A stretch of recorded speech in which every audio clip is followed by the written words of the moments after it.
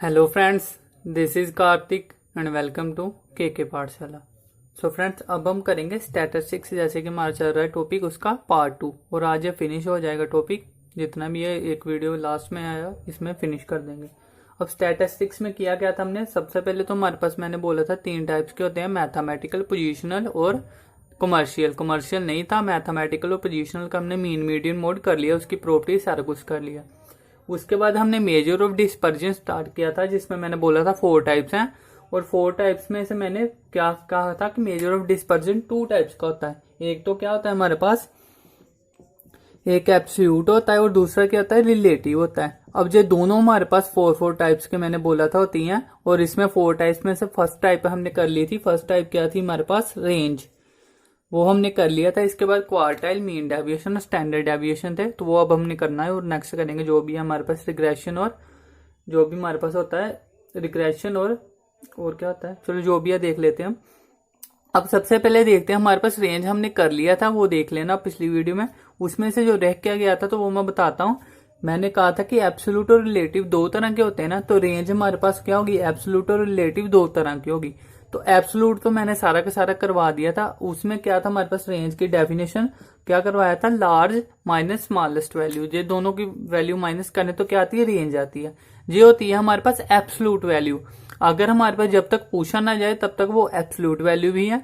अगर वो special mention करे कि रिलेटिव वैल्यू निकालनी है, जहां रिलेटिव वैल्यू को क्या बोलते हैं हम, कोफिशिएंट ऑफ रेंज। जैसे अगर हमने क्या करना, मीन डेविएशन का निकालना होगा, तो एब्सोल्यूट वैल्यू तो सेम फार्मूला होगा, कोफिशिएंट ऑफ मीन डेविएशन बोलते हैं, मीन्स की वो रिलेटिव वैल्यू पूछ रहा है, रिलेटिव पूछ रहा है हमारे पास।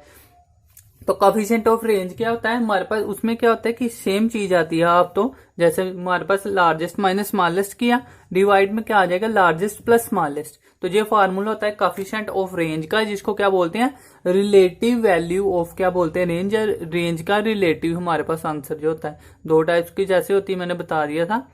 अब जे रेंज इसी के साथ ही खत्म है, जे नहीं बताया था तो मैंने समझा दिया आपको। अब हम करते हैं सेकंड, जो क्या है हमारे पास, क्वार्टाइल डेफिनेशन। ठीक है, तो सेकंड क्या है हमारे पास, क्वार्टाइल डेविएशन।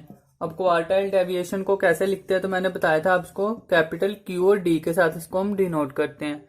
तो क्वार्टाइल डेविएशन क्यू डी बोलूंगा अब मैं। तो ये क्या होता है, अगर इसके हम डेफिनेशन पे जाएं तो डेफिनेशन क्या होती है, तो quartile deviation is half of the difference. जो फार्मूला है ना वही हमारे पास उसकी डेफिनेशन है, बस उसको लैंग्वेज में लिखा हुआ है। तो quartile deviation is a half of a difference between upper quartile and the lower quartile. अब हमारे पास पता है, आपको पता होगा कि क्वार्टाइल क्या होता है। जैसे आपने ड्रिंक को ऐसे सुना होगा जैसे, तो क्या होता है, क्वार्टर का मतलब क्या होता है, 4th पार्ट जो होता है। तो कह रहा है अपर क्वार्टाइल और लोअर क्वार्टाइल, मीन्स कि हमारे पास जो क्वार्टाइल होते हैं कितने, तो मैं बता दूं आपको, 4 क्वार्टाइल होते हैं, Q1, Q2, Q3 और Q4। तो इस पे आपने जाना नहीं है। इसका मतलब क्या है हमारे पास कि अपर क्वार्टाइल और लोअर क्वार्टाइल बोल रहे हैं ना, तो जो स्मॉल होगी वो लोअर क्वार्टाइल और जो हमारे पास मैक्सिमम होगी वो अपर क्वार्टाइल। ठीक है, तो ये हमारे पास अपर क्वार्टाइल है, जो लोअर क्वार्टाइल है, बस इतना समझ लो जहां से। अब ये क्या कह रहे हैं, difference between the upper quartile and lower quartile हमारे पास क्या होता है, क्वार्टाइल डेविएशन का। तो वो क्या हो जाएगा, quartile deviation is equal to क्या हो गया हमारे पास, तो वह इक्वल टू बन जाएगा हमारे पास, डिफरेंस बोला ना, difference between the upper and lower. तो अपर में से लोअर करेंगे ना माइनस, कभी भी लोअर में से तो अपर करेंगे ना, नेगेटिव में चला जाएगा। तो क्या हो गया हमारे पास, अब देखो सॉरी मैंने गलत लिख दिया हमारे पास, जहां से ना क्यू नोट से करें तो फिर बनता है उस हिसाब से हमारे पास Q3 हमारे पास क्या होता है, अपर क्वार्टाइल होता है। तो क्या हो गया हमारे पास, Q3 माइनस Q1 अपॉन में क्या आ गया 2। तो ये हमारे पास क्या हो जाता है, difference between the upper quartile और लोअर क्वार्टाइल डिवाइड में 2। उसका क्या बोला उसने, हाफ, तो हाफ कर दिया हमने। तो यही डेफिनेशन है, बाकी फार्मूला ये है, फार्मूला आपने याद रखना है। हो सकता है कि सिंपल सा वो आपको तीनों की वैल्यू दे दे, 2 की वैल्यू दे दे और पूछ ले हमारे पास कि क्वार्टाइल डेविएशन निकालो, तो फार्मूला पता होगा तो तभी कर पाओगे, बाकी सिंपल सा होता है ये। तो आई होप समझ में आ गया होगा इसको। तो जिसमें याद क्या लिखना है, अपर क्वार्टाइल क्या हो गया, फिर हमारे पास Q3 और लोअर क्वार्टाइल क्या हो गया, Q1, ये चीज याद रखनी है। तो ये हमारे पास क्या हो गया, क्वार्टाइल डेविएशन है, ये किसकी वैल्यू है, एब्सोल्यूट वैल्यू है। अगर हम बात करें रिलेटिव की, तो मैंने कहा कि रिलेटिव में सेम ही होता है, थोड़ा सा डिफरेंस होता है, तो वो क्या होता है तो वो भी देख लेते हैं। अब इसकी क्या करेंगे, ये तो फर्स्ट वाला पार्ट हो गया ना। सेकंड अगर इसकी बात करें हम रिलेटिव, या इसको क्या बोल सकते हैं एक और नाम, कॉफिशिएंट ऑफ, कॉफिशिएंट बोलेंगे ना तो कॉफिशिएंट ऑफ क्वार्टाइल डेविएशन। तो वो क्या बन जाता है हमारे पास Q3 माइनस Q1। इसको डिवाइड करते हैं हम Q3 प्लस Q1 डिवाइड में 2। तो जब हम इससे डिवाइड करेंगे तो ये 2 के साथ ये 2 वाला कट हो जाता है और सिर्फ रह के जाता है हमारे पास, तो रह जाता है Q3 प्लस Q1। ठीक है, तो अगर हम सोल्व करने के बाद बात करें तो सोल्व करने के बाद हमारे पास आंसर यही आता है। लेकिन जो मैंने बता दिया आपको क्या आता है कैसे, तो हम जो पूरी वैल्यू को माइनस की जगह प्लस करके डिवाइड करते हैं। 2 हमारे पास कट हो जाता है तो उसकी वजह से आंसर यही आता है। अगर एग्जाम में ऐसे नहीं लिखा तो इस तरह से भी आएगा तो फिर भी वो आंसर सही होगा। ठीक है, लेकिन मीन्स की वो बनता कैसे है तो वो हमारे पास सोल्व करने के बाद जो आंसर आता है वो यही होता है। तो आपको दोनों पता होने चाहिए। वैसे आंसर यही हमारे पास मोस्टली यूज करते हैं। तो ये क्या होगा, इसका कॉफिशिएंट हो गया। ये देखो जहां पे माइनस था तो प्लस में करके डिवाइड कर दिया, जहां पे भी जो माइनस था उसका प्लस करके डिवाइड किया बस। तो 2 जो था वो तो कट हो गया। ठीक है, तो ये हमारे पास क्या हो गया, कॉफिशिएंट ऑफ आ गया क्वार्टाइल डेविएशन का। तो आई होप समझ में आ गया होगा। अब इसकी क्या करनी है हमने, इसकी भी 1-2 प्रॉपर्टीज हैं तो वो हमने करनी है, और प्रॉपर्टीज सभी में सेम है। तो बाद में इसका मैं एक डायग्राम भी बना के दिखाऊंगा आपको, ताकि उससे आपको आसानी से याद हो सके। तो अब नेक्स्ट क्या है हमारे पास, थर्ड हमारे पास, पहले इसकी प्रॉपर्टीज कर लें। तो प्रॉपर्टीज हमारे पास क्या है, प्रॉपर्टीज की बात करें तो कह रहे हैं कि हमारे पास बेस्ट मेथड ऑफ मीन्स की बेस्ट हमारे पास मेजर ऑफ डिस्पर्जन है फॉर अपर एंड डिस्ट्रीब्यूशन। ठीक है, तो अगर हमारे पास आए कि ओपन एंड मैंने आपको बताया था कि क्या मतलब होता है। तो ओपन एंड डिस्ट्रीब्यूशन के लिए हमारे पास क्या है कि सबसे बेस्ट कौन सा मेथड है, तो वो क्या है हमारे पास क्वार्टाइल डेविएशन। ठीक है, तो अपर एंड डिस्ट्रीब्यूशन के लिए बेस्ट हमारे पास क्या है, क्वार्टाइल डेविएशन है।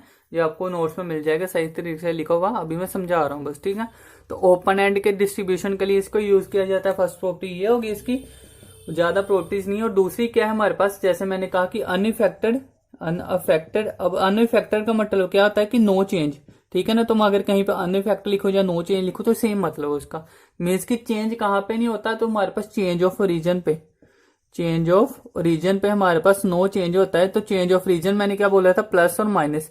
अगर हम क्या करते हैं, क्वार्टाइल डेविएशन दिया है उसमें प्लस कर रहे हैं या माइनस कर रहे हैं तो आंसर में कोई फर्क नहीं आ रहा।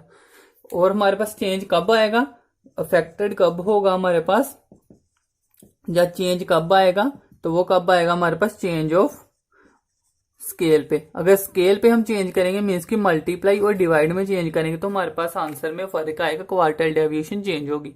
तो जो मैंने बताया भी था आपको, अगर नहीं जा तो मैं फिर से अगर मैं समझाना चाहूँ तो ये क्या, मान लो हमारे पास दिया है, कह रहे कि इसमें प्लस करेंगे हमारे पास, इसका मतलब क्वार्टाइल डेविएशन दिया है 10, तो इसको कह रहे कि प्लस कर दिया, सभी में 2 प्लस किया हमने, 2 प्लस किया तो आंसर फिर भी हमारे पास क्वार्टाइल डेविएशन 10 ही रहेगा। माइनस करेंगे फिर भी सेम रहेगा, अगर मल्टीप्लाई डिवाइड किया तो चेंज होगा। तो आई होप समझ में आ गया होगा अब आपको। अब थर्ड हमारे पास क्या है, मीन डेविएशन। तो मीन डेविएशन करते हैं हमारे पास, और मीन डेविएशन इंपॉर्टेंट है क्योंकि इससे क्वेश्चन आया हुआ है एग्जाम में, तो इसलिए ये इंपॉर्टेंट हो जाती है चीज। तो थर्ड करते हैं हमारे पास मीन डेविएशन। अब मीन डेविएशन को लिखते कैसे हैं, तो ये भी मैंने आपको बताया था कि इसका हमारे पास जो सिंबल होता है, जहाँ नोटेशन बोल सकते हो, तो कैपिटल M और D होती है। तो ये क्या हो गया हमारे पास, मीन डेविएशन।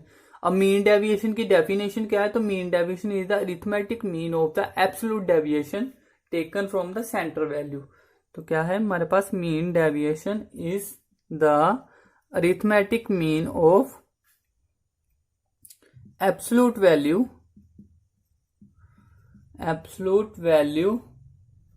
या डेविएशन भी बोल सकते हैं। एब्सोल्यूट वैल्यू का मतलब क्या होता है कि हमारे पास की पॉजिटिव में होती है, वो हमेशा नेगेटिव में नहीं जाती। Absolute value taken from its central value. अब जो सेंट्रल वैल्यू क्या हो सकती है, तो जो हमारे पास क्या हो सकती है, एक्स बार मीन्स की मीन हो सकता है, मीडियन हो सकता है, मोड हो सकता है। अब क्या है, मैं फार्मूले से समझाता हूँ फिर समझ में आएगा आपको। तो क्या कह रहा है हमारे पास, 3 तरह की हमारे पास मीन डेविएशन होती है। कह रहे कि हमारे पास सेंटर वैल्यू से हमने मीन डेविएशन निकालना, तो सेंटर वैल्यू 3 हो सकती है, मीन, मीडियन और मोड। तो अगर मीन से आएगा हमारे पास तो सेंटर वैल्यू मीन होगी तो आंसर मीन डेविएशन अलग होगा, सेंटर वैल्यू मोड होगी तो अलग होगी, सेंटर वैल्यू मीडियन होगी तो अलग होगी। ठीक है, तो अब क्या है हमारे पास, मीन डेविएशन अगर हमने निकालना है अबाउट मीन, अगर हमने अबाउट मीन के निकालना है मीन डेविएशन, तो क्या होगा, summation of XI minus x bar. अब एक्स बार का मतलब क्या है, अबाउट अगर हम मीन निकाल रहे हैं तो इसको कैपिटल भी लिख लो, कोई चक्कर नहीं है, वैसे स्मॉल लिखते हैं। और डिवाइड में क्या आ गया n। अब आंसर सेम रहेगा, बस हमारे पास जहां पे जो सेंटर वैल्यू है वो चेंज होती जाएगी। यही अगर हमने क्या करना है, मीन डेविएशन अबाउट किसके निकालेंगे, मीडियन के निकालेंगे, तो क्या आ जाएगा summation of x I minus क्या आ जाएगा मीडियन, और मोड में आएगा डिवाइड एन। तो अगर ये सारा कुछ मॉडुलस में आ रहा है तो इसका मतलब है कि जो नेगेटिव में तो हो ही नहीं सकती, क्योंकि नेगेटिव में होती है हमारे पास तो फिर मॉडुलस में नहीं आता। तो क्या हो जाएगा हमारे पास, नेक्स्ट क्या है, मीन डेविएशन अबाउट मोड। तो इसमें क्या आ जाएगा समेशन एक्स आई माइनस मोड डिवाइड में हमारे पास एन। तो आई होप समझ में आ गया होगा, सिंपल सी चीज है हमारे पास, बस आपने याद क्या रखना है, एक्स आई जो भी हमारे पास सीरीज दी होगी या सीक्वेंस दी होगी उसमें से माइनस क्या कर देना अबाउट जिसके सेंटर पॉइंट होगा। तो मीडियन है, मीन है, मीडियन है, मोड है, तो उसके रिगार्डिंग वही करना है, डिवाइड में एन भी सेम आना है। तो ये क्या होगा हमारे पास मीन डेविएशन। अब ये मीन डेविएशन हो गया हमारे पास। अब इसके बाद क्या है हमारे पास, ये किसकी वैल्यू थी, एब्सोल्यूट वैल्यू है। तो एब्सोल्यूट वैल्यू के लिए कह रहा है हमारे पास कि ये फार्मूला है। अगर हमारे पास क्या आ गई, रिलेटिव वैल्यू आ गई। रिलेटिव वैल्यू क्या आती है, रिलेटिव वैल्यू को नाम देते हैं कोएफिशिएंट ऑफ मीन डेविएशन, ठीक है ना, जिसकी भी निकालनी है। तो अगर हमने रिलेटिव वैल्यू निकालनी है तो क्या हो जाएगा हमारे पास, कोएफिशिएंट ऑफ मीन डेविएशन। तो वो क्या हो जाएगा, मैंने कहा कि सेम वैल्यू रहती है, तो क्या हो जाएगा हमारे पास कोएफिशिएंट इसका, mean deviation about a, mean deviation about a. अब ए मैं बताता हूं आपको क्या होता है, अबाउट ए डिवाइड में क्या आ गया हमारे पास ए। अब इसमें हमारे पास ए की वैल्यू क्या हो सकती है, तो ए की वैल्यू मीन भी हो सकती है, मीडियन भी हो सकती है, और मोड भी हो सकती है। मतलब क्या है इसका, अगर मीन डेविएशन अबाउट मीन आ रहा है तो एक्स बार की जगह मैंने ए माना, मीन्स की ए की वैल्यू क्या होगी उस समय मीन होगी। तो मीन डेविएशन अबाउट मीन जे जो आंसर आएगा उसको डिवाइड किससे कर देना, जो भी मीन होगा हमारे पास उसके साथ डिवाइड कर देना। अगर मीन डेविएशन अबाउट मीडियन निकाल रहे हैं तो इसका जो भी आंसर आएगा उसको डिवाइड किससे कर देना, जो मीडियन होगा। तो मीडियन हमने तब ए मानेंगे, ठीक है ना। अगर मीन डेविएशन अबाउट मोड है तो जहां पे मोड होगा मीन्स की ये आंसर आएगा मीन डेविएशन अबाउट मोड, उसको डिवाइड किससे कर देना, तो मोड से डिवाइड कर देना। तो इसलिए मैंने ए की जर्नल लिख दिया हमारे पास कि ए लिख दिया, ए के अगर एक्स है तो जहां भी एक्स बार आएगा, अगर मीडियन है तो मीडियन आएगा, मोड के साथ कर रहे तो मोड डिवाइड होगा, ठीक है। तो आई होप समझ में आ गया होगा आपको। ये क्या था, मीन डेविएशन। तो इसका मतलब क्या होगा कि ये हमारे पास क्या होगी, ऑलवेज क्या होगी, या तो ऑलवेज या तो पॉजिटिव होगी हमारे पास, तो जहाँ जीरो हो सकती है, ठीक है ना। अगर माइनस माइनस करने पे हो सकता है कि हमारे पास जीरो आ जाए, नेगेटिव नहीं होगी, क्योंकि जो हमारे पास इसमें डिवाइड मॉडुलस में है तो इसलिए पॉजिटिव होगी।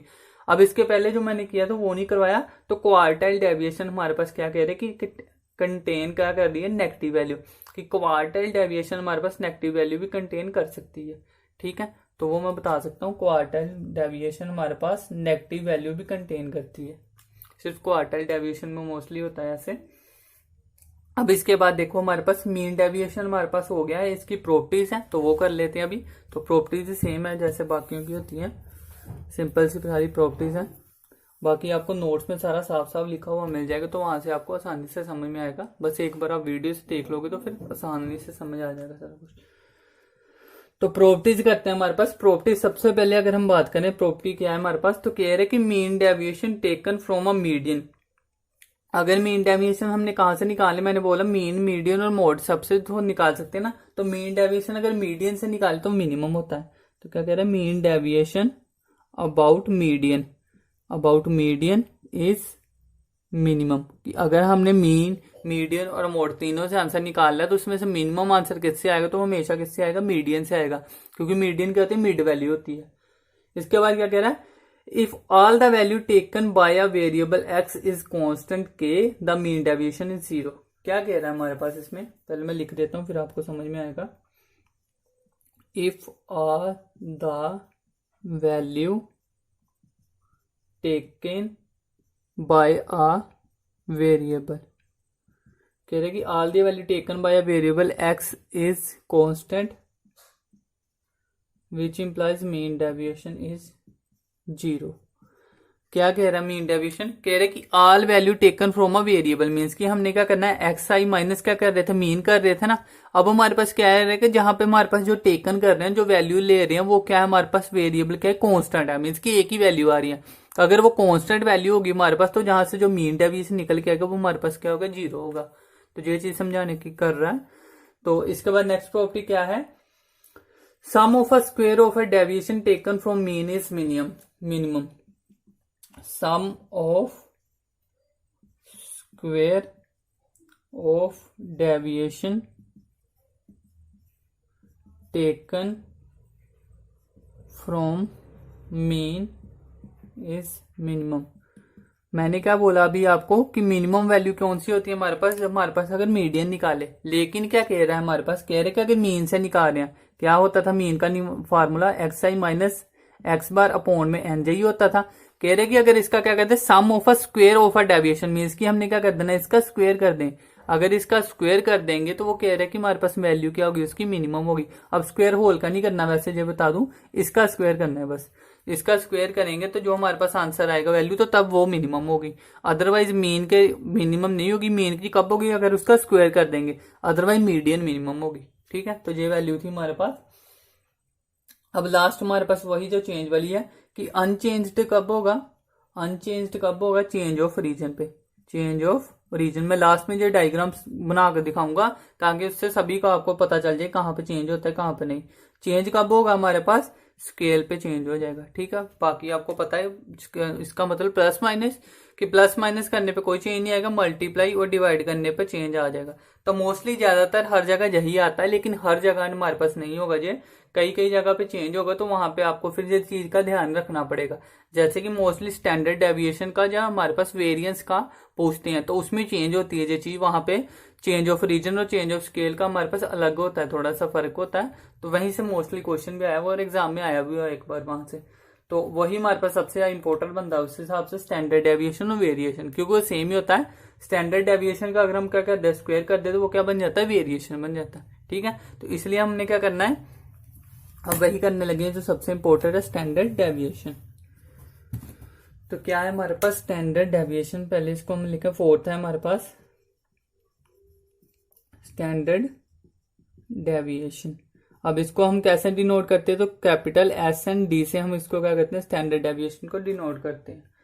तो स्टैंडर्ड डेविएशन कहता क्या है हमारे पास, कह रहा है मोस्ट एक्यूरेट। हमारे पास अगर कहे कि मोस्ट एक्यूरेट हमारे पास मेजर ऑफ डिस्पर्जन कौन सा है, तो स्टैंडर्ड डेविएशन है। मोस्ट रिलायबल कहें तो वो भी हमारे पास कौन सा है, स्टैंडर्ड डेविएशन। तो क्या है, मोस्ट रिलायबल। मीन्स की रिलायबल का मतलब क्या होगा कि इसमें हमारे पास, एक मिनट, मोस्ट रिलायबल और क्या है हमारे पास, एक्यूरेट, या मोस्ट लिख लो साथ में लिखना है तो मोस्ट एक्यूरेट और मोस्ट रिलायबल। मोस्ट एक्यूरेट का मतलब कि मीन्स कि इसमें आंसर जो आएगा नेचुरल नंबर आएगा, ऑब्वियस सी बात है, तो एक्यूरेट होगा, इसमें पॉइंट में आंसर नहीं आएगा। मोस्ट रिलायबल है इसलिए इस पर यकीन भी ज्यादा किया जा सकता है। तो ये दोनों चीजें हैं स्टैंडर्ड डेविएशन के। अब इसके बाद इसकी डेफिनेशन है, it is a square root of a arithmetic mean. Means की जो फार्मूला है ना वही डेफिनेशन लिखी हुई है, तो नोट्स में देख लेना, सेम ही चीज है। मैं सीधा आपको करवाता हूँ फार्मूला। अब इसके 3-4 फार्मूले निकलते हैं, मतलब वही होता है किसी का हम स्क्वायर कर देते हैं, किसी का रूट कर देते हैं, अलग अलग फार्मूले बन जाते हैं।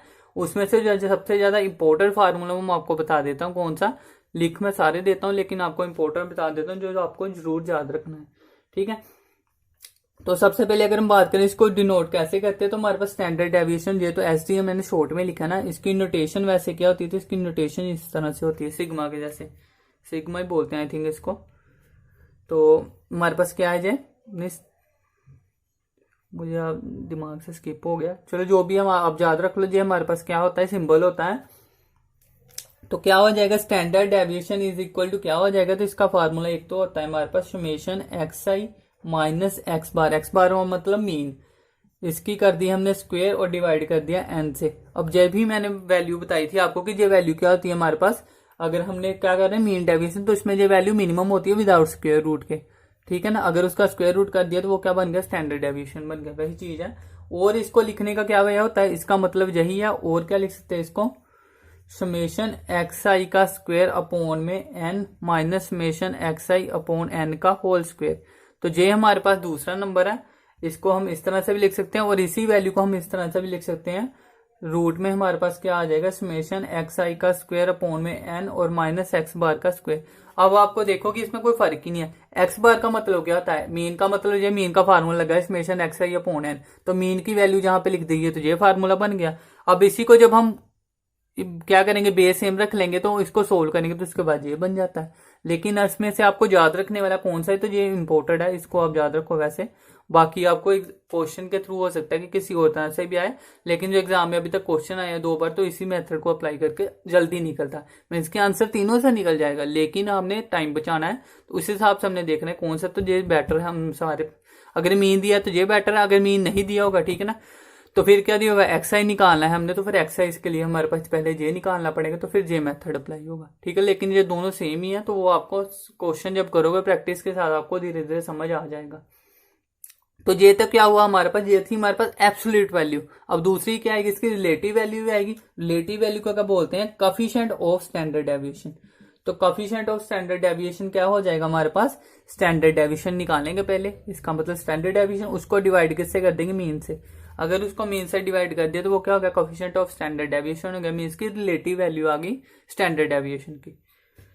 तो आई होप समझ में आ गया होगा, ठीक है। और ये हमारे पास सबसे इंपॉर्टेंट है स्टैंडर्ड डेविएशन। स्टैंडर्ड डेविएशन से काफी क्वेश्चन आते हैं, और इसी को हम क्या बोलते हैं, वेरिएंस भी बोलते हैं। वेरिएंस कैसे बोलते हैं, अगर स्टैंडर्ड डेविएशन का स्क्वायर कर दें, ठीक है, तो फिर तो हम वही करते हैं, क्या बोलते हैं इसको, वेरिएंस। पार्ट इसके 4 ही होते हैं, तो इसी का पार्ट होता है, इसको अलग नाम भी दे सकते हो, तो मैंने 5th दे दिया, नहीं तो इसी का स्क्वायर कर दो, इसको वेरिएंस बोलते हैं, तो अलग से लिख लो आप। तो variance is the square of standard deviation. Variance is the square of standard deviation. तो स्टैंडर्ड डेविएशन क्या बोला था मैंने, क्या होता है, इस तरह से स्टैंडर्ड डेविएशन लिखते हैं, तो इसका स्क्वायर कर दो तो वेरिएंस बन जाता है, तो ये इसका सिंबल हो गया। स्टैंडर्ड डेविएशन का स्क्वायर क्या हो गया, वेरिएंस हो गया। तो यही सिंबल हमारे पास यूज होता है वेरिएंस के लिए। तो ये हमारे पास सिंपल यही आंसर लिखना है हमने, इसको जहां ऐसे लिख लो कि एस टी का स्क्वायर, कुछ भी लिख सकते हो, वैसे ये याद रहेगा तो आपको आसान होगा, क्योंकि ये शॉर्ट में भी है तो टाइम भी बचेगा। अब ये था एब्सोल्यूट वैल्यू, इसकी रिलेटिव वैल्यू भी निकालनी है। तो रिलेटिव वैल्यू निकाले हमारे पास, मीन्स की उसका मतलब क्या हो गया, कोफिशिएंट ऑफ स्टैंडर्ड डेविएशन। तो कोफिशिएंट ऑफ स्टैंडर्ड डेविएशन क्या होगा हमारे पास, जो हमारे पास स्टैंडर्ड डेविएशन निकला है उसको डिवाइड किया हमने मीन के साथ, जैसे हमने जहां पे भी किया था, जैसे कोफिशिएंट ऑफ स्टैंडर्ड डेविएशन। अब क्या करना, कोफिशिएंट ऑफ वेरिएंस। तो कोफिशिएंट ऑफ वेरिएंस किया तो पहले स्टैंडर्ड डेविएशन कोफिशिएंट का निकाल लिया। कोफिशिएंट ऑफ स्टैंडर्ड डेविएशन में इसकी होता है, उसको मल्टीप्लाई कर देना बस 100% से, ठीक है। और बस यही एक वैल्यू होती है वेरिएंस की, जिसका आंसर हमारे पास कोफिशिएंट का किस में आता है, परसेंटेज में आता है। तो ये आंसर किस में आ रहा है इसका, हमारे पास परसेंटेज में आंसर आ रहा है। तो अगर आपको ये क्वेश्चन आ सकता है 1 मार्क का कि हमारे पास किसकी रिलेटिव वैल्यू परसेंटेज में आती है, तो क्या होता है, वेरिएंस की। अगर हमारे पास क्या आ जाए, रिलेटिव ना पूछे, बोले कि कोफिशिएंट ऑफ किस मेजर ऑफ डिस्पर्जन का कोफिशिएंट निकाले तो वो परसेंटेज में आता है, तो वो हमारे पास क्या है, वेरिएंस है, ठीक है। तो एक ही क्वेश्चन को घुमा के 3-4 तरीके से पूछ सकते हैं। तो कई बार क्या होता है, आता हुआ क्वेश्चन भी हमारे पास तब टाइम कम होता है, तो कंफ्यूजन की वजह से क्या हो जाता है, बच्चे गलत कर आते हैं। तो वो चीज आपने ध्यान में रखनी है बस।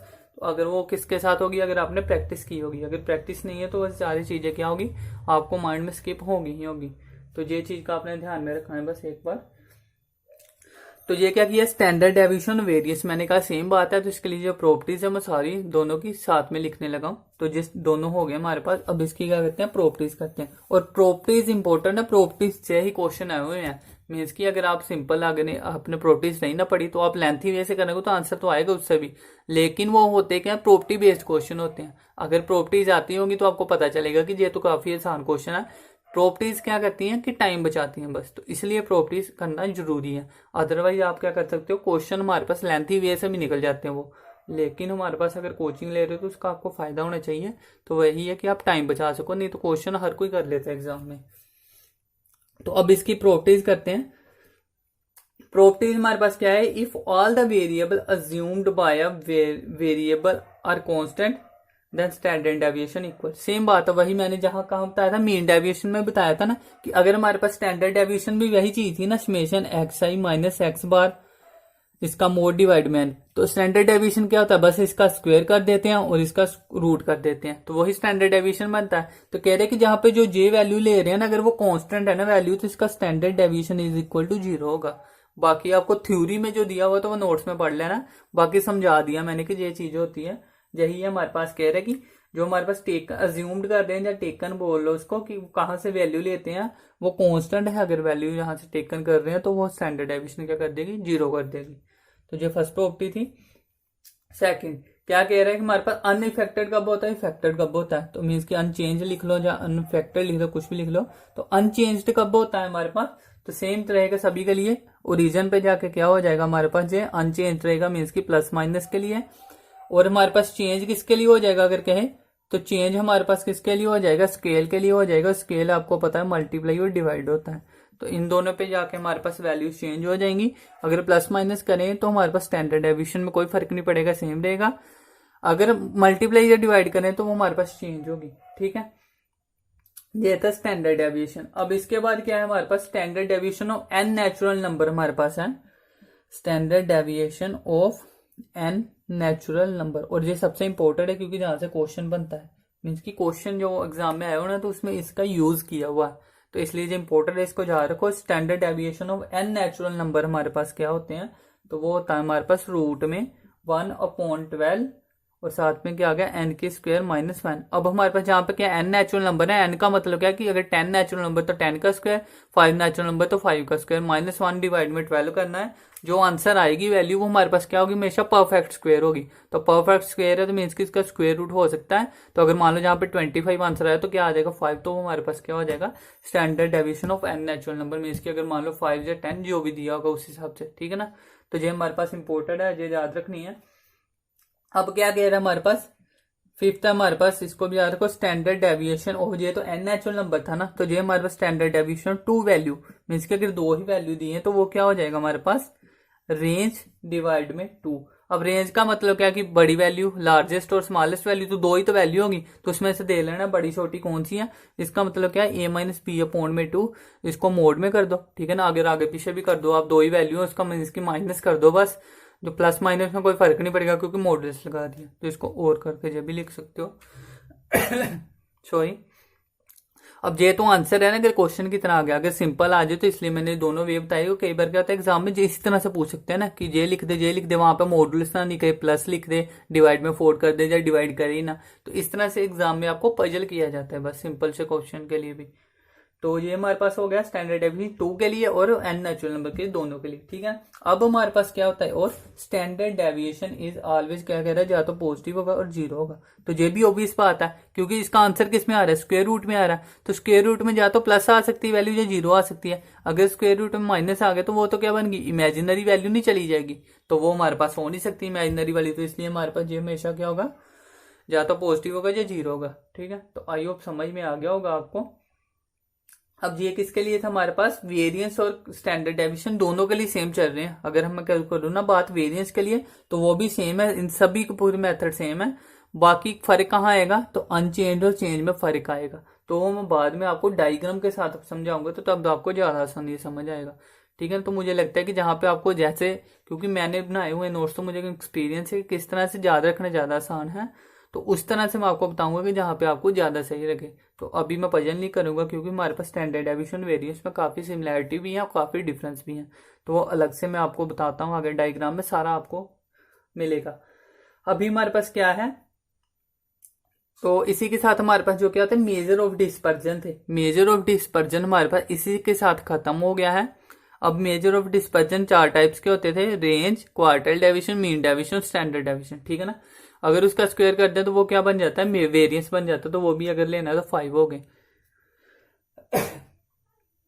सॉरी। तो ये हमारे पास क्या हो गया। अब इसमें क्या था, ये पहले हमने एब्सोल्यूट वैल्यू की थी, अगर उसका हम क्या कर दे कोएफिशिएंट कर दे तो वो क्या बन जाता है हमारे पास, रिलेटिव वैल्यू बन जाती है। तो इसी के साथ मेजर ऑफ डिस्पर्जन क्या हो गया, खत्म हो गया। अब इसके बाद हमारे पास एक टॉपिक आता है जो कि आपको अगर देखें आपके सिलेबस के हिसाब से सॉरी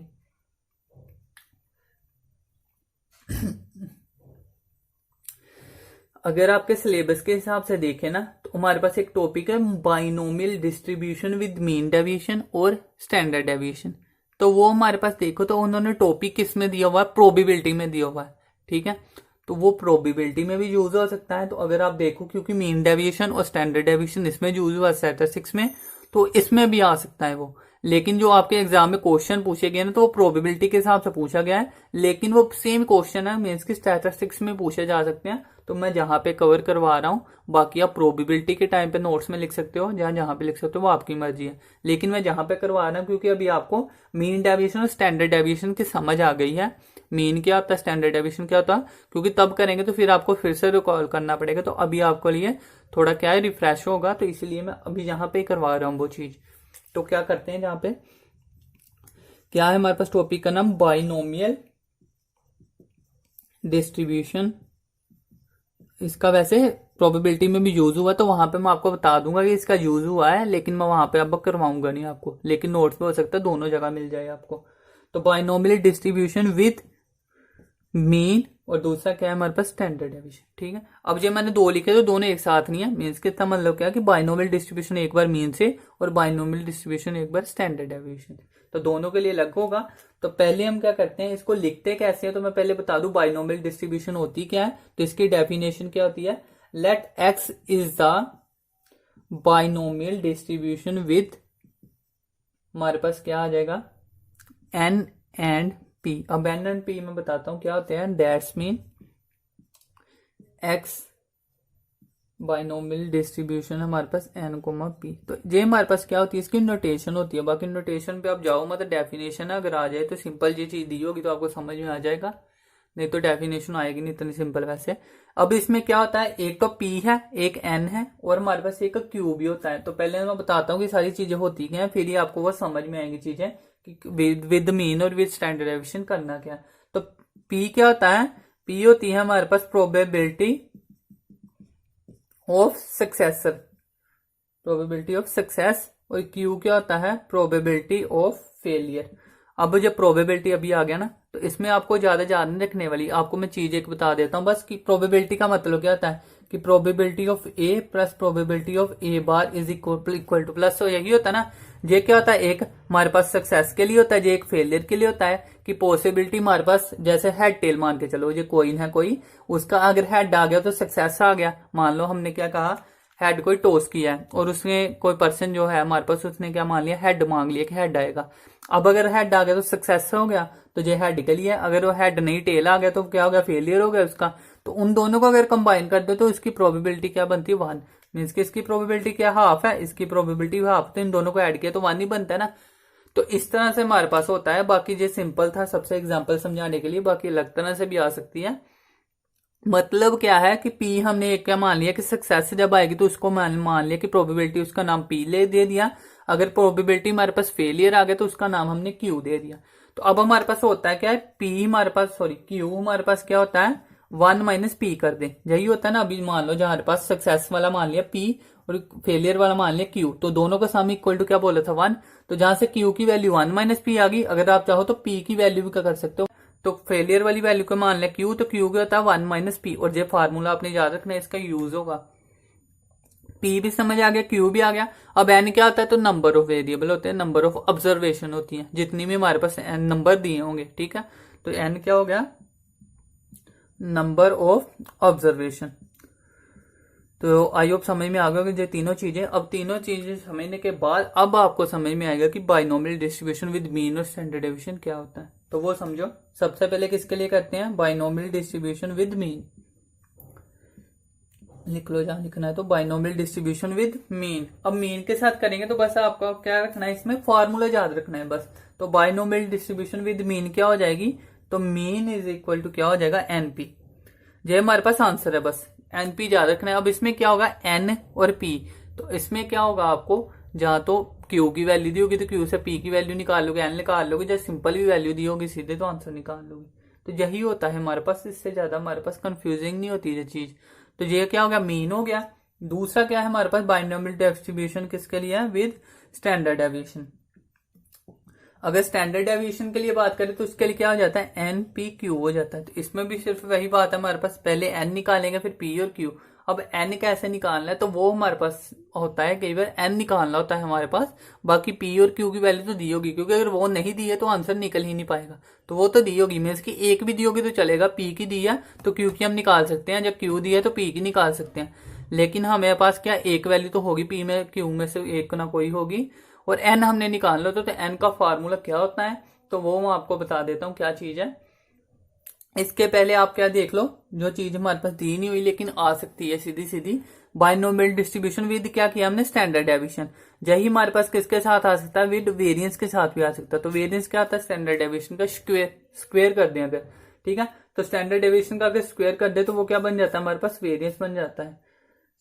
सॉरी जहां पे मैंने ना स्टैंडर्ड डेविएशन के लिए इसको स्क्वायर रूट में चलेगा। अब वेरिएंस के लिए क्या होता है, इसका स्क्वायर हो गया तो वो क्या बन जाता है NPQ। ठीक है, ये ध्यान से गलती लगी थी मुझे, क्योंकि मैंने जहां पे स्क्वायर ही लिखना था, मैंने पहले वेरिएंस बताना था, स्टैंडर्ड डेविएशन बता दिया। तो मीन के लिए क्या हो गया NP, स्टैंडर्ड डेविएशन के NPQ रूट में, और वेरिएंस क्या हो गया, उसका स्क्वायर होता है, स्क्वायर कर दिया तो NPQ। तो ये तीनों चीजें आपने याद रखनी है। अब एग्जाम में जो आपको क्वेश्चन आया हुआ है तो मैं क्वेश्चन बता देता हूँ किस तरह से आया हुआ है, ताकि आपको समझ में आ जाए चीज की कितनी सिंपल है। तो एग्जाम्पल करवाता हूं मैं बाइनोमियल डिस्ट्रीब्यूशन का जो क्वेश्चन आया हुआ है एग्जाम में सीधा, तो उससे आपको समझ में आ जाएगा सारा। तो क्या है हमारे पास एग्जाम में जो क्वेश्चन आया हुआ है उसमें दिया था आपको कि स्टैंडर्ड डेविएशन दी हुई है कितनी, NPQ ही होगा बाइनोमियल डिस्ट्रीब्यूशन की स्टैंडर्ड डेविएशन, जो फार्मूला बताया मैंने। इसमें से क्या दिया था उसने, मीन दिया था, मीन कितना दिया है 5, और वेरिएंस हमारे पास दिया है 4।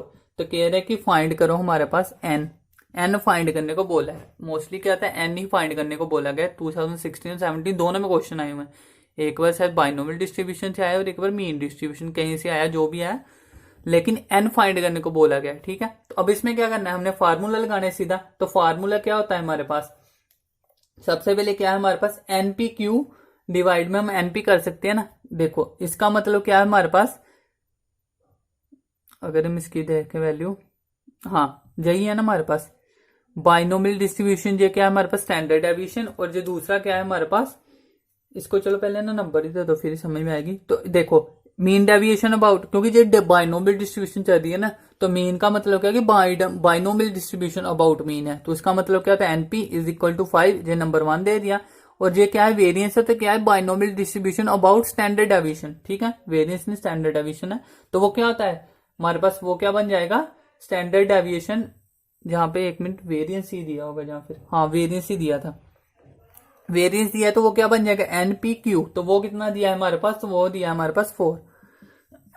ये दोनों वैल्यू आ गई, मैं अभी लेंथी वे से समझा रहा हूं। सॉरी, एक बार अब जब आपको समझ में आ गया ना, तो फिर आपको ये चीजें करने की जरूरत नहीं, आप सीधा करोगे। अब इसको क्या करना है, 2 को डिवाइड कर दो 1 के साथ, तो क्या आ गया NPQ डिवाइड कर दिया हमने NP, तो इधर क्या आ गया NPQ 4 है और NP कितना है 5 है। तो ये दोनों तो कट गए NP, तो Q की वैल्यू कितनी आ गई 4/5।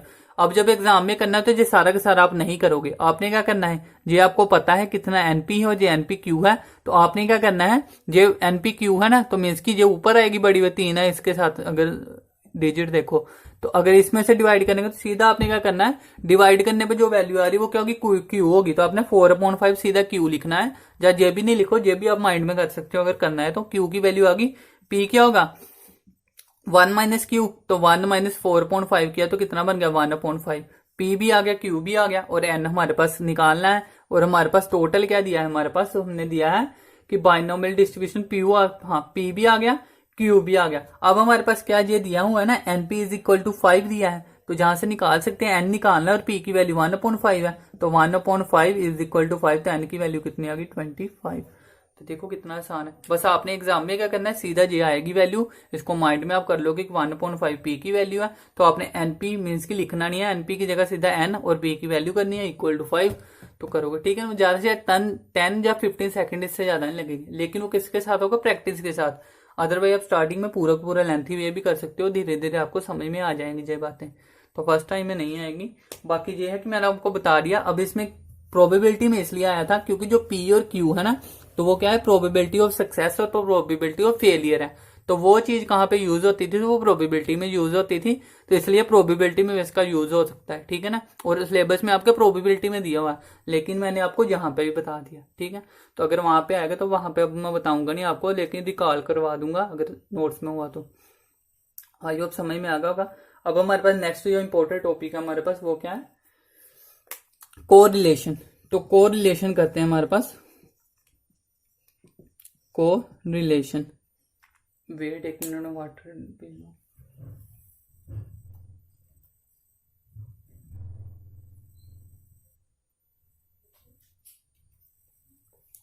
ठीक है, तो कोरिलेशन क्या है हमारे पास, सबसे पहले तो इसको डिनोट किससे कहते हैं, तो इसको स्मॉल आर से इसको क्या करते हैं, डिनोट करते हैं। इसको क्या बोलते हैं, कोरिलेशन। तो कोरिलेशन का फार्मूला क्या है हमारे पास, covariance of x and y upon में कोवेरियंस ऑफ एक्स और covariance of Y.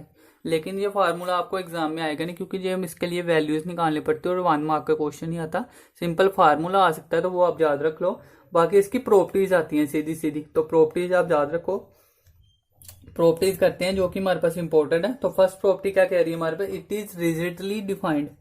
It is rigidly defined means की, इसको रिजिड का मतलब क्या होता है कि कठोर, मीन्स की ये क्या है हमारे पास कि फिक्स है कि इसकी डिफाइंड है, डिफाइंड है कि इसका आंसर आएगा ही आएगा। चाहे कुछ भी वैल्यू आए, पॉजिटिव नेगेटिव जीरो कुछ भी आ जाए, इसमें वैल्यू का आंसर आता ही है। कोवेरियंस हम निकाल ही लेते हैं, तो इसलिए हमारे पास ये रिजिड होती है। It has no unit of measurement. It has no unit of measurement, कह रहे कि इसका कोई भी यूनिट नहीं है मेजर करने के लिए, जैसा सेंटीमीटर मीटर कुछ होता है, कुछ नहीं होता है इसका। और इसको अगर सिमेट्री की बात करें, इसकी सिमेट्री क्या है, तो इसकी सिमेट्री होती है radians of X Y is equal to किसका होता है, रेडियंस, रेडियंस क्या होता है, covariance. Covariance of X Y equal to किसके होता है, कोवेरियंस ऑफ वाई एक्स के। इसके बाद अगर हम बात करें तो ये क्या है, it is dependent of change of region and scale. Independent, it is, और ये सबसे इंपॉर्टेंट है, इसको याद रखो, it is independent of change of origin and scale. अब इंडिपेंडेंट का मतलब क्या है कि ओरिजन का मतलब प्लस माइनस और स्केल का मतलब मल्टीप्लाई डिवाइड। मीन्स की अगर हम प्लस करें, माइनस करें, मल्टीप्लाई करें, डिवाइड करें, सभी से क्या है, इंडिपेंडेंट है। कोवेरियंस में आंसर में फर्क आएगा ही नहीं। अगर हमारे पास मान लो ये कोई 1 से लेकर 10 तक वैल्यू दी है, उसका कोवेरियंस बता दिया, तो उसमें से कुछ भी प्लस माइनस मल्टीप्लाई डिवाइड कुछ भी करने को कह रहा है अगर ईच आइटम में, मीन्स की ईच वैल्यू में, तो अगर हमारे पास कुछ भी करने को कह रहा है तो कोवेरियंस में आंसर में फर्क आएगा नहीं। कह रहा है कि सभी के लिए जो इंडिपेंडेंट है उससे उससे कोई इसको फर्क नहीं पड़ेगा। तो ये क्या है, कोवेरियंस, ये इंपॉर्टेंट है हमारे पास प्रॉपर्टी। और नेक्स्ट है जो वो मोस्ट इंपॉर्टेंट है, क्योंकि उससे क्वेश्चन आया हुआ एग्जाम में, तो वो क्या है कि हमारे पास कोवेरियंस लाई किसके बीच में करता है, तो -1 से लेकर 1 के बीच में लाई करता है। और -1 और 1 भी आता है, क्योंकि इक्वल का भी साइन है। तो इसको और किस वे से लिख सकते हैं, तो इसको mode of less than is equal to 1 भी लिख सकते हैं ना। इसी को ओपन करने पे ये वैल्यू आती है, तो इसको 2 वे से लिख सकते हैं। और यहाँ पे आर की जगह क्या आ सकता है, तो आर ऑफ एक्स वाई भी लिख सकता है, आर ऑफ वाई एक्स कुछ भी लिख सकता है, ठीक है ना। तो वो चीज ध्यान रखनी है, उससे कोई फर्क नहीं पड़ेगा। उसका मतलब होता है कि कोवेरियंस हमारे पास 2 वैल्यू से निकलता है हमेशा। हमारे पास एक एक्स की वैल्यू दी होती है और एक वाई की वैल्यू दी होती है, लेकिन दी क्या होती है तो वो आप छोड़ दो, उस पर मत जाओ, क्योंकि वो लेंथी वे हो जाएगा। वो थ्योरी वाला पार्ट आपको नहीं आएगा, क्योंकि 1 मार्क का में क्वेश्चन कभी नहीं बनता। अगर वैसा क्वेश्चन आता है तो वो कम से कम 4-5 मिनट लेता है, तो वो क्वेश्चन आप छोड़ दो। वैसे तो एग्जाम में आया नहीं, मीन्स की कहीं पे भी नहीं आता ऐसे क्वेश्चन। अगर आपको फिर भी लगे कि आ गया, तो वो छोड़ने वाला क्वेश्चन होता है, तो उसको छोड़ दो तो ज़्यादा बेटर है। तो जो चीज़ करनी नहीं है तो उसको समझाने का भी कोई फायदा नहीं है, तो इसलिए मैं नहीं करवा रहा हूँ। सिलेबस में नहीं है आपके, वो कभी नहीं आया हुआ एग्जाम में। तो को रिलेशन ये हो गया हमारे पास। इसके बाद हमारे पास जो नेक्स्ट है वो क्या है, रिग्रेशन। अब रिग्रेशन भी आपके सिलेबस में नहीं है, लेकिन फिर भी मैं थोड़ा सा 2-4 फार्मूले हैं इसके जो इंपॉर्टेंट है, क्योंकि कोरिलेशन रिग्रेशन में थोड़ी सी सिमिलैरिटी होती है, तो इसलिए मैं उसके भी क्वेश्चन आपको फार्मूले करवा दूंगा। बस वो आपने वही फार्मूले याद रख लेने हैं। अगर कभी आया तो ठीक है, नहीं तो वैसे सिलेबस में नहीं है, तो हो सकता है कि आए ही ना कभी, लेकिन फिर भी आप देख लो। तो इसमें क्या होता है, इसको हम डिनोट कैसे करते हैं, तो बी ऑफ एक्स वाई लिखते हैं हम रिग्रेशन। और इसका फार्मूला क्या था, R of correlation X upon में कोरिलेशन वाई। तो कोरिलेशन का आ रहा है इसमें यूज, तो इसलिए मैंने बता दिया। एक ये फार्मूला है, इसके 4-5 फार्मूले हैं, बाकी आपको नोट्स में और भी मिल जाएंगे, तो आपने याद करने हो तो कर लेना, लेकिन इंपॉर्टेंट नहीं है, मैं बता रहा हूँ अभी, इसलिए मैं जहां नहीं करवा रहा।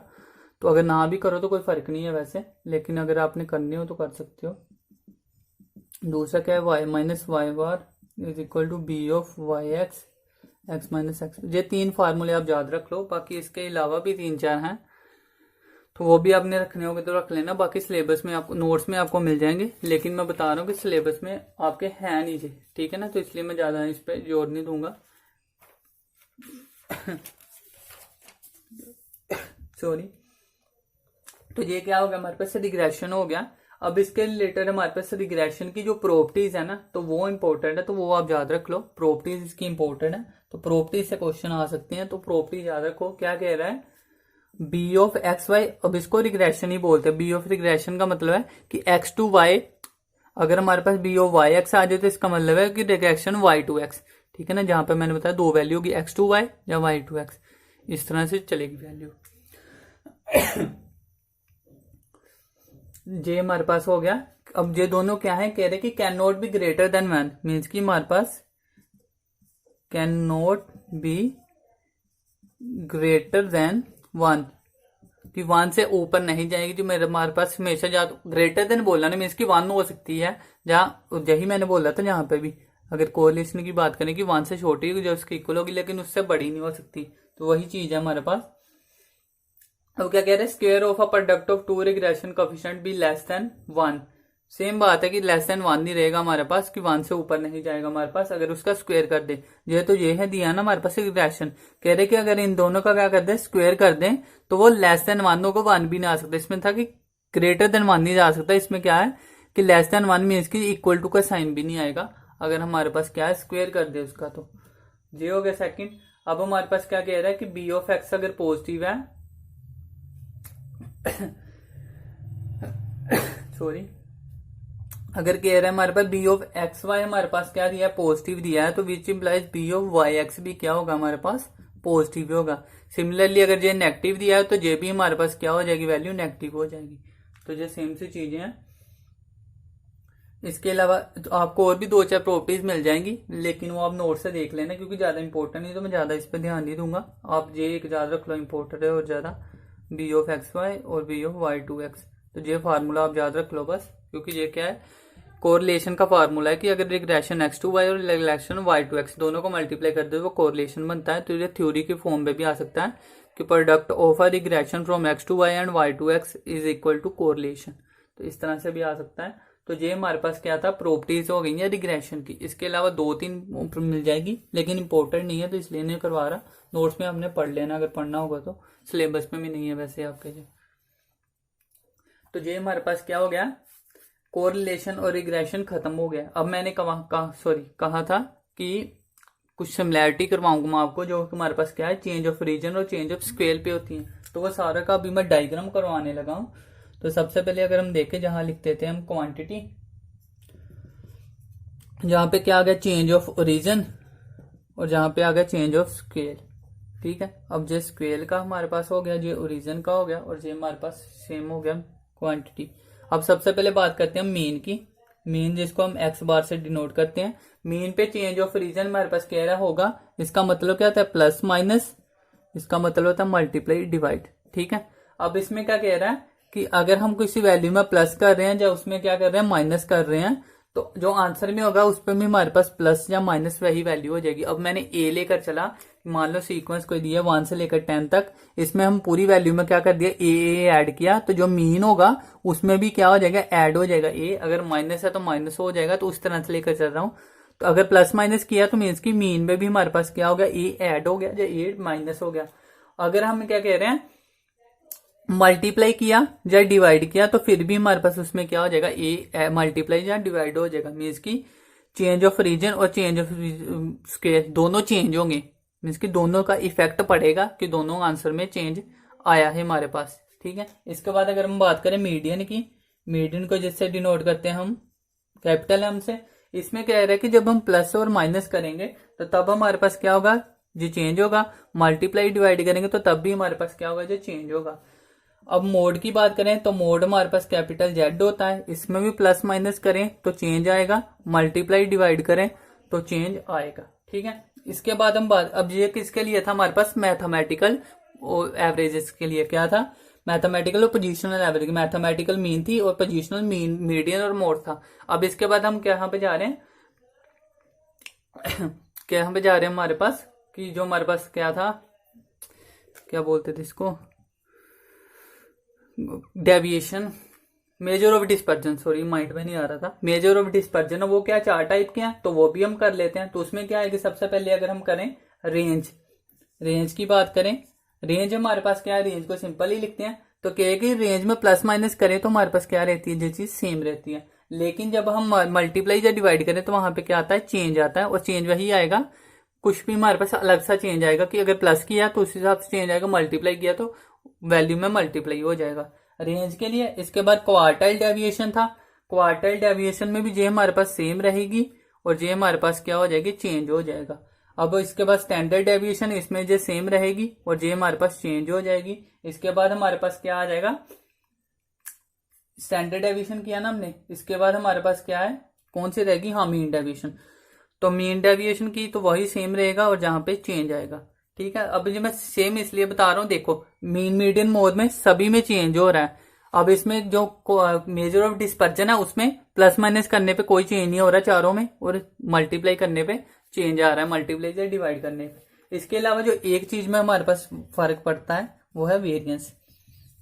इसको इंपॉर्टेंट रखो क्योंकि जो एग्जाम में भी आया हुआ है। तो वेरिएंस में क्या है कि जे हमारे पास वेरिएंस में जे चीज तो सेम रहती है, लेकिन इसमें जो चेंज होता है ना वो कैसे चेंज होता है वो मैं बता रहा हूँ। इसमें क्या था, जैसे स्टैंडर्ड डेविएशन से स्क्वायर बनता है ना, इसका स्क्वायर करें हमारे पास, तो जहां पे चेंज मान लो हमने क्या किया, ए मल्टीप्लाई या डिवाइड किया हमने, तो ए ही मल्टीप्लाई या डिवाइड हो गया स्टैंडर्ड डेविएशन में। लेकिन जहां पे क्या होगा कि अगर हमने ए से मल्टीप्लाई किया पूरी सीक्वेंस में, तो जहां पे क्या आएगा, उसमें मल्टीप्लाई जो डिवाइड आएगा वो ए की स्क्वायर का आएगा, क्योंकि हमने स्टैंडर्ड डेविएशन का स्क्वायर करें तो वेरिएंस बनता है। मान लो हमारे पास 1 2 3 जहां पे दिया है एग्जाम्पल के लिए, चलो मैं एग्जांपल बता देता हूं ताकि समझ आए। 1 2 3 दिया, इसमें हमने मल्टीप्लाई कर दिया, 2 2 का मल्टीप्लाई कर दिया सभी में, तो इसका मान लो वेरिएंस कितना था, वेरिएंस मान लो इसका 10 है, तो मल्टीप्लाई करने पे इसका क्या आना चाहिए, 2 2 मल्टीप्लाई किया तो यहाँ पे 2 मल्टीप्लाई होना चाहिए था ना। लेकिन क्या कहेगा, जो ए मल्टीप्लाई किया तो ए का स्क्वायर मीन कि 2 का स्क्वायर 4, तो इसका मल्टीप्लाई 4 के साथ होगा तो 40 आंसर आएगा। यही स्टैंडर्ड डेविएशन होता तो 20 आता। ठीक है, तो ये थोड़ा सा था कंफ्यूजिंग थी वैल्यू, तो जो मैंने इसलिए कहा था कि कंपैरिजन के साथ बताऊंगा ताकि आपको समझ में आ सके। अब जब वेरिएंस भी होगी, इसके बाद हमारे पास क्या है, कोरिलेशन। कोरिलेशन की बात करें अगर हमारे पास, तो कोरिलेशन मैंने वैसे आपको बता भी दिया कि हमारे पास कोई चेंज नहीं होता। तो क्या है हमारे पास कोरिलेशन, जिसको हम आर से डिनोट करते हैं, और इसका कोफिशिएंट ऑफ कोरिलेशन भी सेम ही है, क्योंकि हमारे पास मैंने कहा था कि कोई वैल्यू चेंज नहीं आती, तो अगर कोफिशिएंट ऑफ कोरिलेशन आ जाए तो फिर भी सेम ही बात है। तो ये भी सेम रहता है और ये भी सेम रहता है, ये इंडिपेंडेंट होता है चेंज ऑफ रीजन और स्केल से। इसके बाद रह क्या गया हमारे पास, तो रह गया रिग्रेशन। अब रिग्रेशन आ जाए या कोफिशिएंट ऑफ रिग्रेशन आ जाए तो वो भी सेम बात है। तो वो क्या होगी हमारे पास, जहां पे सेम रहेगा और जहां पे चेंज आएगा। ठीक है, तो जहां पे देखो ये दोनों में चेंज नहीं आएगा, आगे जो क्वार्टाइल डेविएशन आ गई तो प्लस माइनस ओरिजिन सेम रहेगा, स्केल में चेंज आएगा। लेकिन वेरियस में बात करें तो स्केल में स्क्वायर करके चेंज आएगा। उसके बाद कोरिलेशन सेम रहेगा बिल्कुल, इसमें दोनों में ही इंडिपेंडेंट रहेगा, और रिग्रेशन फिर सेम और चेंज रहेगा। ठीक है, तो ये जितना भी हमने किया अभी तक स्टैटिस्टिक्स सारे के सारे का कंक्लूजन कहो तो अगर, तो ये है हमारे पास इसका कंक्लूजन। तो ये आपने चीज ध्यान में रखनी है। और इसी के साथ हमारे पास जो क्या है, स्टैटिस्टिक्स है, उसका पूरे का पूरा का हमारे पास है टॉपिक फिनिश हो गया। ठीक है, एग्जाम में जो है उससे थोड़ा एक्स्ट्रा ही करवाया है कि जो, क्योंकि 2 ही बार एग्जाम हुआ है, तो कुछ चीजें जो नहीं भी आई हुई, कई बार क्या होता है आउट ऑफ सिलेबस भी आ जाता है जो सिलेबस में नहीं लिखा होता, क्योंकि वो रिलेटेड होता है टॉपिक के, तो वो भी मैंने बता दिया सारा का सारा। इसके अलावा अगर कोई कंफ्यूजन हो तो आप कमेंट बॉक्स में लिख सकते हो, जहाँ मुझे रिप्लाई कर सकते हो, व्हाट्सएप में कर सकते हो। बाकी अगर किसी ने ज्वाइन करना हो तो ये नंबर है, आपको पता है। किसी अब हमारे पास जैसे टाइम थोड़ा ही रह गया, तो अगर कोई ज्वाइन करता है तो उसको जितना भी सिलेबस हो गया है उस हिसाब से वीडियोस मिल जाएंगे। जैसे कि बैच 3 अगर बात करें तो बैच 3 में जितना सिलेबस हो तो उसकी वीडियो मिलेगी आगे, उसको साथ साथ में मीन्स की उसके जो भी कंफ्यूजिंग होगी तो वो सारी की वीडियो बनेगी। अगर आप बैच 1 की बात करो तो बैच 1 को अगर न ज्वाइन कोई करेगा तो उसमें ऑलमोस्ट 4-5 टॉपिक रहेंगे, तो सारी वीडियोस मिल जाएंगी। लेकिन फिर उसमें डाउट क्लास आपकी नहीं हो पाएगी, क्योंकि दोबारा नहीं हो पाएगी एक बार बच्चे की। तो बाकी आपने फ्रेंड्स को चैनल शेयर करो, और ज़्यादा से ज़्यादा अगर वीडियो को लाइक करो और सब्सक्राइब कर दो। अगर किसी ने नहीं किया, किसी फ्रेंड और रिलेटिव ने ज्वाइन करना तो उसको बता सकते हो। और 11th 12th का भी अगर क्लासेस चल रही हैं, ट्यूशन क्लासेस, तो वो भी किसी ने लेनी है तो बता सकते हो। ठीक है, तो अभी के लिए इतना ही, बाकी थैंक यू।